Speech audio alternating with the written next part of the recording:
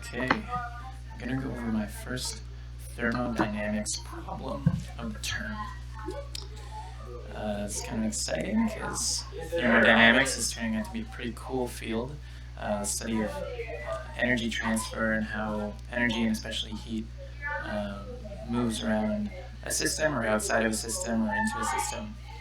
And so, just starting off with this practical example that we had in the tutorial. So, you start off with a cylinder that has a little bit of water in it, and it's got kind of a lid on the top. It's a piston, right? And so, yeah, sorry for my terrible drawing. So our givens are, in the cylinder, the water is at a pressure of 100 kilopascals. Pressure is 100 kilopascals.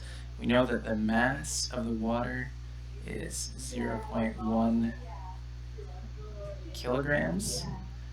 And we also know that it is saturated. Really gonna have to work on my writing skills here. It is saturated. And turns out what that means is any saturated liquid is a liquid that is, you can think of it as it's at its boiling point. It is saturated with heat such that if you added any more heat, it would perform a state change and turn into a gas or a vapor. So it is right at its boiling point there, just waiting to evaporate. Okay, and so then after the process, we have our cylinder, and all the water has been turned to vapor. A cloud, it's expanded, and this it's pushed the piston up a certain amount that we don't know. And we do know that the pressure is still 100 kilopascals. 100 kilopascals. It's been constant through the entire process. And we know the mass obviously is still 0.1 kilograms. But the volume is different.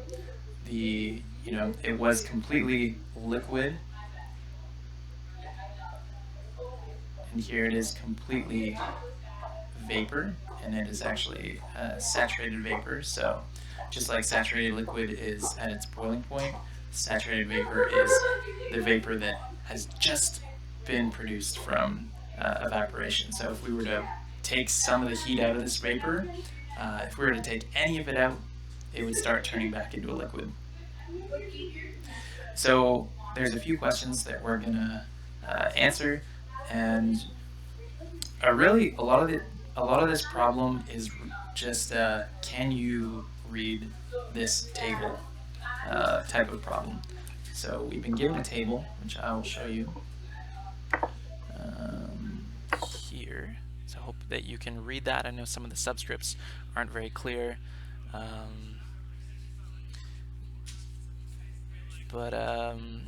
Yeah, so it looks confusing at first, but we have a bunch of columns. This table is specifically for saturated water, whether it's a liquid or a vapor. And so we're dealing with a few different things.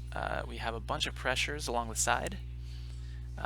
So if the pressure was 20 kilopascals, the saturated water would be at 60.06 degrees Celsius, basically saying that the boiling point of the water would be 60.06 degrees Celsius. Then we look at a bunch of different properties like the volume, internal energy, enthalpy, entropy. It's not super important what those mean right now, but you can see that the saturated liquid has a certain volume at its boiling point, and then when it turns to a vapor, it's expanded and the vapor takes up a higher volume at that same boiling point. And so we just have a table with a bunch of different pressures, a bunch of different temperatures that go along with that because they are saturated, and then everything else. So the first question that we're going to answer here is, what is the temperature of the H2O while this process is occurring? Okay, so I mean, we haven't been given a temperature in the problem, but we know that it's saturated. We know that the pressure is 100 kilopascals, and we know that that is constant. So we know, just by looking at this table, that the temperature is going to be 99.61 degrees Celsius. And I'm losing control of my mouse here. So let's just write that down. So A is temperature, and we know that from the table the temperature is 99.61 degrees Celsius, and that's while it's liquid, and that's also the same while it's a gas. I mean, when you think about it, it seems weird that the temperature is the same when it's a liquid and when it's a gas, because obviously when you heat up the liquid it turns into a gas, so you think it would be hotter. And yeah, it kind of is. You can just imagine it as it's constantly, like, it's at that equilibrium point, right, between water and gas. So it's, you know, maybe it's going back and forth a little bit on the microscopic scale, but we can feasibly think of both as being the same temperature. All right, so that was pretty easy. So next question, just getting used to how to use this tablet here. So B is, what is the initial volume of the water, of the H2O? Initial volume of H2O. Oh, and one thing that I forgot to mention is that this is a cylinder and it has a diameter of 50 centimeters, or 0.5 meters. That's going to be important later on. And this is all we know. Saturated water, saturated liquid, saturated water. Mass 0.1, pressure 100 kilopascals. The cylinder has a diameter of 0.5 meters. So what is the initial volume of the H2O? Well, we can actually just go back to our table. Oh, and you've been staring at the table that whole time because I forgot to change it back. Okay, well, so sorry, this is what I wrote. So temperature, T equals 99.61 degrees Celsius, and now we're starting part B, initial volume of the H2O. Let's take a look at the image again. So luckily on this table it shows some columns called specific volume, and it shows two subcolumns, one for saturated liquid and one for saturated vapor. So once again, this is just literally pulling from the table. So 100 kilopascals, we know the temperature is 99.61 degrees Celsius, and we know that the specific volume for the liquid is 0.001043 meters cubed per kilogram. So the question asked what was the volume. This gives us what is the specific volume. And all that specific volume is it's the total volume divided by the total mass. You can think of it as like a massless unit. Or you can think of it as, what would the volume be if there was exactly 1 kilogram of water?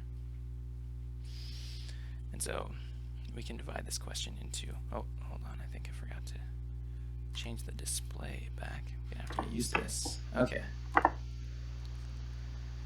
Back to the drawing. So we have specific volume.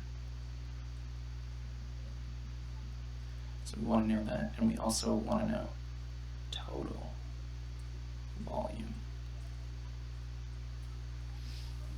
Total volume is what we usually think of when we think of the volume in this cylinder. And yeah, specific volume is just kind of more of an abstract unit, which means what would the volume be if the mass was exactly 1 kilogram. It's directly related to density. So you can think of it kind of like that. It's actually the inverse of the density, so 1 over the density. So specific volume, if we just go back, it was right in our table. It said 1.001043. Let's see if I can remember that. 0.043. 0.001043. So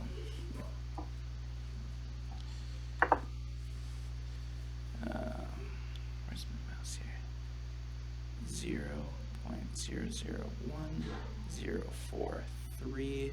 Sorry for the terrible handwriting. And the units are meters cubed, because that's volume, divided by kilograms.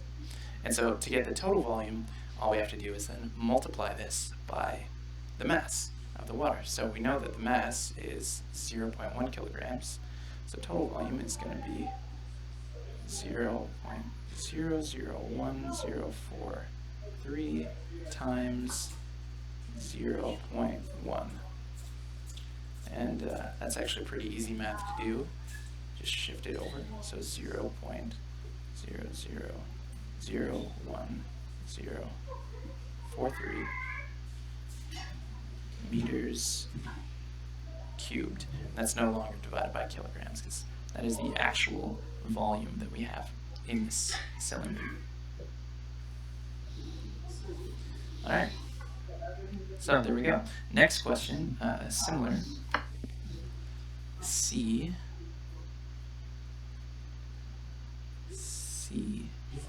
final volume.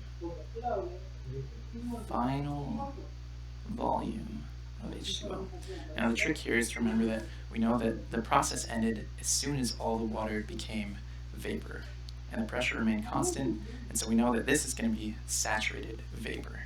And so, once again, all we have to do is go and look at a table, and there was another column for saturated vapor, specific volume, and we see in that column for 100 kilopascals it is 1.6941, and that's way bigger, by the way, than for the saturated liquid. So I didn't realize this before, but when you turn a liquid into a gas, or at least water, that is, when water boils, its volume expands by like, what is this, like 1,500 times the original volume of the water, which makes sense because when you boil a pot of water, you see loads of steam come out, even though you can't see a visible difference in the height of the water right away. So anyways, that value is 1.6734. Wait, no, 1.6941, sorry. 1.6941, 1.6941. So specific was 1.6941, and I'm just going to write the units below, meters cubed per kilogram. And just like the other one, the more useful unit to us is probably the total volume, or like the visible volume, what the actual volume is, given that the mass is 0.1.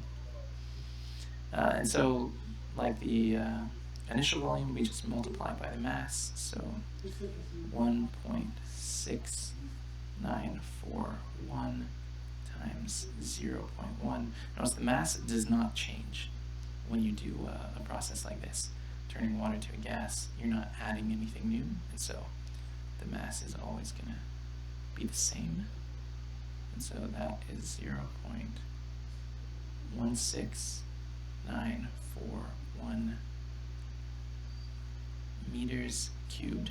So check out the difference. So this is how much water we originally had, volume-wise, in the cylinder.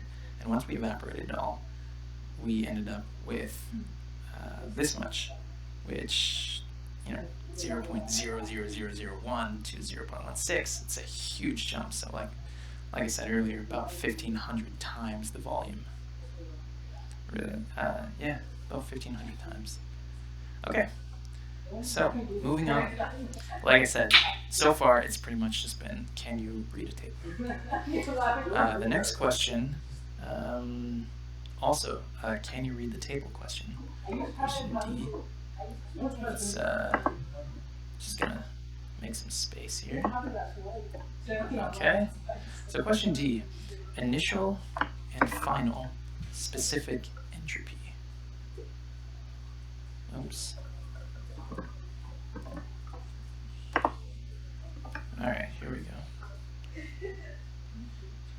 D is initial and final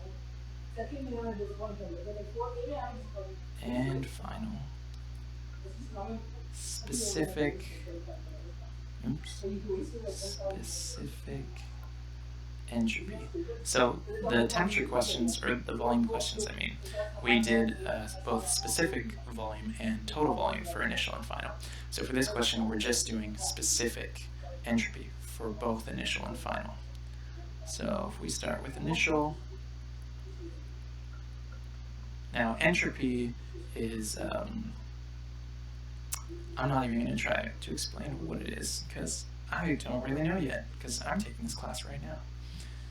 But hopefully soon I'll be able to give you a good explanation. Anyways, just know that it is a property of a substance. And just like everything else in this table, this value of entropy changes along with the pressure and the temperature. So we look it up in our table, 100 kilopascals. We go along to the entropy column. Saturated liquid, that'll be our initial value, is 1.3028. 1.3028.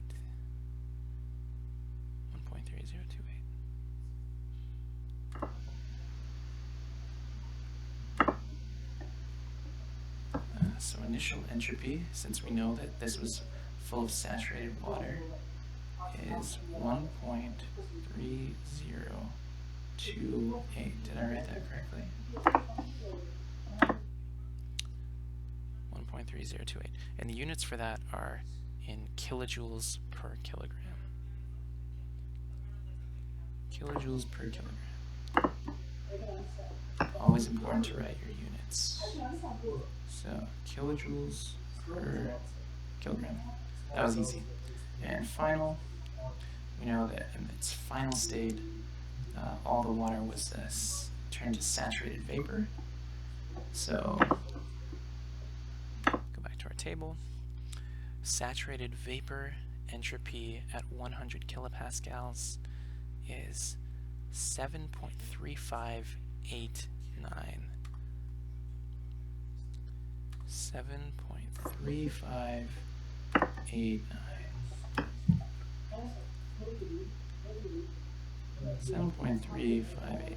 Yeah, these values to me don't mean anything right now. I have no idea. I have like a very slight understanding of what entropy is and somehow the disorganization or chaos of something to do with molecules moving around. And yeah, anyways, so these are numbers. But we found them and we answered the question. So that's all we had to do. So next, E. This is going to be a little bit more fun. We want to find the work done by the H2O. So work done by the H2O to push the piston. Push the piston. So I didn't draw this very well, but there's a piston on top of the water. Oh yeah, I'll just fill that in like that. And so as the water expands, as it turns to a gas, the pressure of that water is pushing the piston upwards. So yeah, I drew a little thing there. I'll just draw it there too for consistency. Why not? So it's pushing up there. This height is not the same as this height, and we want to figure out what was the work. What was the work that the water did in order to push that from this height to this height? And the thing is, it doesn't actually tell us what height that was. It doesn't even tell us what the mass of that piston is. It turns out to calculate the work, you don't need to know any of that stuff, or you don't need to know at least what the mass is. We can actually derive what the change in height is by ourselves. And so, first of all, what the heck is work? Work, just go back to your basic formulas. Work is force times distance. That's all you need to know. It's force times distance. So that leaves us with the question, okay, the distance, that's going to be the change in height that the piston moved. But the force, how do we calculate that? Well, I go back to my course last semester on stress and strain, remembering that the stress or the pressure is equal to a force divided by area. So what does that mean? That means if we rearrange that, force is equal to pressure times area. So the force that's being exerted on this piston is equal to the pressure in the water that's pushing it up times the area, and that's cross-sectional area. So that's actually going to be the area of the cylinder. This is a top-down view. That's the area of this times the pressure.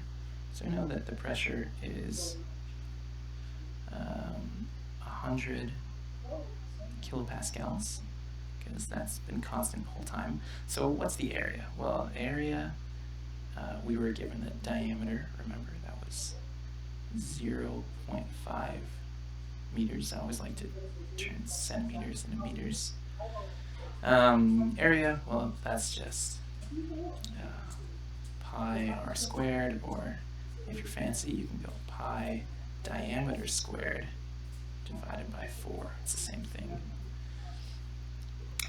Okay, so we know the diameter is 0.5, so we can just quickly calculate this, and just give me a second here.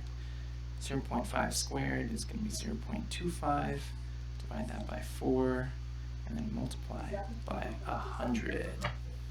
And now we had our pressure in units of kilopascals. Everything else was in meters, and so what that means is we're going to end up with force, which is measured in newtons, but it's going to be kilonewtons. So the answer is actually 6.25 kilonewtons. That is the force. The force is strong with this one. Okay, so we know the actually we don't know the distance. Now this d here is not the same as this d. I shouldn't have used the same symbol, but this is the diameter of the cylinder, and this is the distance, or the change in height that the piston traveled. So how do we figure that out? Well, we know our initial volume, and we know our final volume, and we know the shape of the cylinder, so we can just calculate what height that piston was sitting at. It's too bad that I erased those volume calculations, but luckily I have it written down here somewhere. Let's see. Right, so initial volume, I for initial, was 0.0001043, and final volume, oh sorry, that's meters cubed.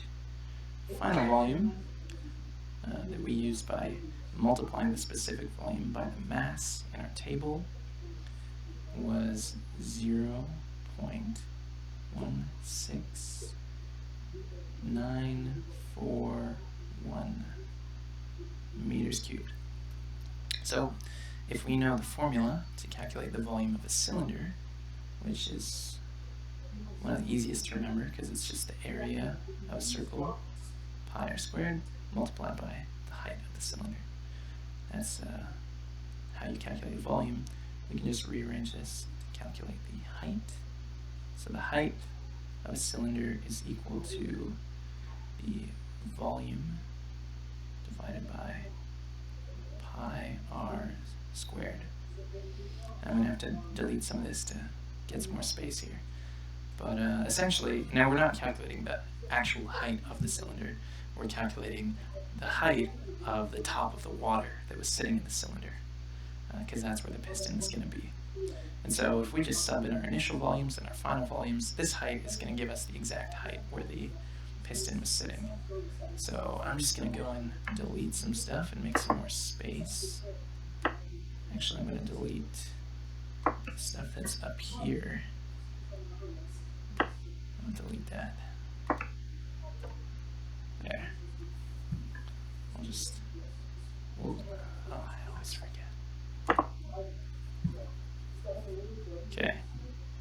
just draw a line across here. Gotta work on my line drawing skills, I guess.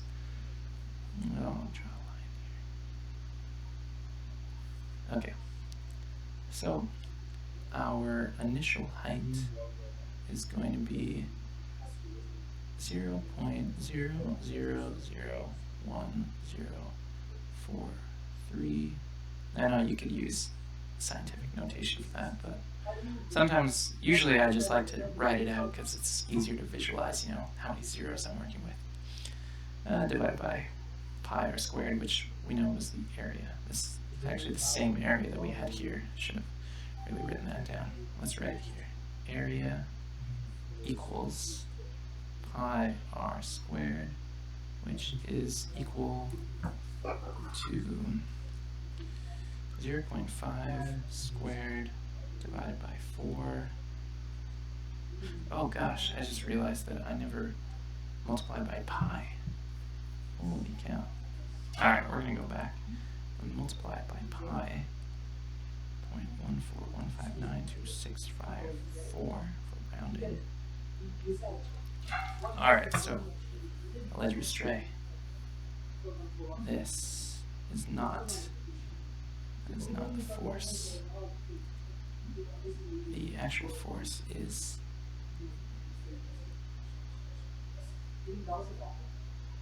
19.635.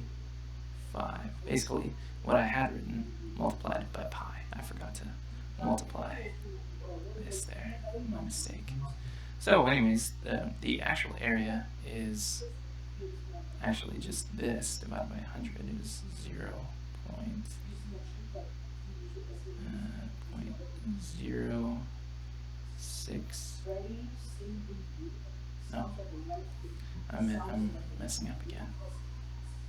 Yeah, let's just erase that. Okay, the actual area is just the force that we'd written divided by 100.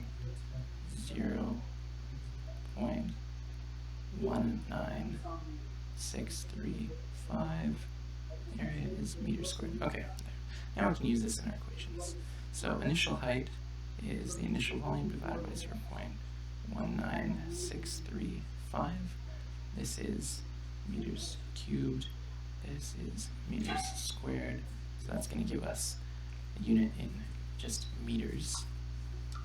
0.0001043 divided by 0.19635 is equal to 0.0005312 meters. That is not very tall. That is, what is that? 0.01 would be a centimeter. 0.001 would be a millimeter, so this is about half a millimeter tall. That's how high the water is in the cylinder, so that's really short. But, I mean, considering our cylinder is half a meter in diameter, that's a pretty big cylinder, so I think it makes sense that 0.1 kilograms of water, or 100 grams of water, in a pretty wide cylinder, about as wide as a chair, let's say, doesn't come up very high. Pretty much flat. Okay, so final height. Oh, should have used an F. That was a 2. Final height is 0. Is our final volume 0.16941 meters cubed divided by same area 0.19635 meters squared, and that is equal to, drum roll please, 941 divided by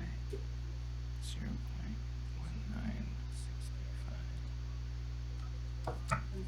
Yeah.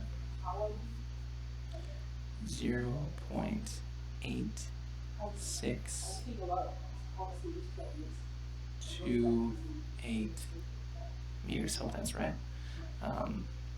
So when all the water, that water that was pretty much flat in the cylinder, when it turned all into water vapor, it is almost a meter high in the cylinder. That's a huge difference. And that just goes to show you how much bigger, how much more space water vapor takes up than liquid water. So we have our two heights, and that means we can calculate our change in height. We'll use that. It's going to be 0.8628 minus 0.000531. That's going to be pretty much equal to our final height, just minus a little bit. So 0.8628 minus 0.0005812 gives us 0.8622. We'll just round it to that. And that is meters as well. So that's the change in height, or our distance as we used in this equation. So now we have the force, we have our distance, we can calculate our work. Work equals force, which is 19.635 kilonewtons, remember that, times our distance, which was 0.8622 meters, and that is going to give us a result in kilojoules. So work is a unit measured in units of energy. Work is a measurement of energy. 19.635 times 0.8622. 16.93. 16.93 kilojoules. Kilojoules because we had kilonewtons over here. Alright, there's just one more problem that we're going to go through. One last part of this, and I'm just going to delete, make some space. There we go. So, final part, part F. Getting a little bit better at working with this thing. Part F. So part E, we calculated the work. Part F, we are going to calculate the change. It says calculate the change in gravitational potential energy of the H2O. Well, gravitational potential energy, that sounds pretty scary, but we just remember that, okay, let's just call that potential energy, because that's what it is. And so what's our formula for potential energy? Well, potential energy is equal to mass times the acceleration of gravity, that's why it's gravitational, potential energy, times height. So every object has a potential energy depending on how high it is above the ground. Now this is actually a relative measurement, because if we were to calculate the absolute potential energy, we would calculate it from the center of gravity of the Earth. But usually we just calculate it relative to the surface of the Earth, or wherever we're standing. So in this case, what does it mean, calculate the change in potential energy of the H2O? Well, it just means, like we see here, the H2O is pretty flat, and here it is taller, so it's gained some height. And even though, you know, it's still sitting on the floor, like, or at the bottom of the cylinder, at least, you know, that's how we would usually visualize it. But if we just break it down into the average height of the volume, then we can calculate what is the change in that height, and that'll give us the change in potential energy. So basically you break it down into its average height, so we just get one value for each. So what would be the average height of the initial cylinder? So we'll say height av, and I'll just put another I. So this is the initial average height. Well, we know what the height is here. That's what we just calculated for the work. And to get the average, I mean, assuming that the density is the same throughout, and that this container is symmetrical, and we know it's a cylinder, so we'll assume it's a perfect cylinder, and so we know that the average height is just going to be the top height divided by 2, the middle, you know. So that's going to be, let's see if I can remember, 0.000. I erased it again, should have done that. 0.000. Let's see where I wrote this down. 531. That's our top height, 531 meters. And we're going to divide that by 2. That's going to give us our average height. It won't always be this easy to calculate average height, but in this case it is. And so that just equals, see if I can do this in my head, 0.0002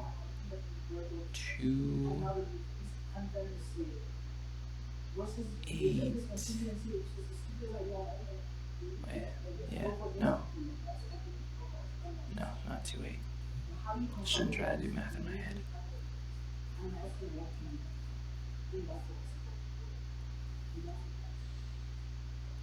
2, 6, 5, 5. Let's just check and see if I did that right. 2, 6, 5, 5 times 2. There we go. That is our average height. And our average final height, well, that was equal to 0.8628, also just divided by 2. That is going to be 0.4314. Oh, that one was easy. Meters. So we know the potential energy is mgh. We want to know the change in potential energy, so that's potential energy final minus potential energy initial, which is going to be mass. Now the mass didn't change, and the acceleration of gravity also did not change. It's only the height that changed. So mg final height minus mg initial height, and that is also just equal to mg times, using the distributive property. Okay, well, we know the mass is 0.1 kilograms. We know the acceleration of gravity, because we have that memorized, obviously, 9.81 kilograms per meter second squared, I think. Units. Okay, and then the difference between these two, and I'm not going to write it out, I'm just going to calculate it. So 0.4314 minus 0.0002655. And that is equal to 0.431135. Now, you don't have to carry around as many decimals as I do, and it's probably not even a good idea because I haven't been too consistent with it, but it's just a practice problem, so it's not a big deal. And we'll multiply that out, and that'll give us this answer, 0.423. The units for this, well, we got mass times acceleration times height, which was in meters. So this is just going to be in joules, since we know we're talking about potential energy. There you go.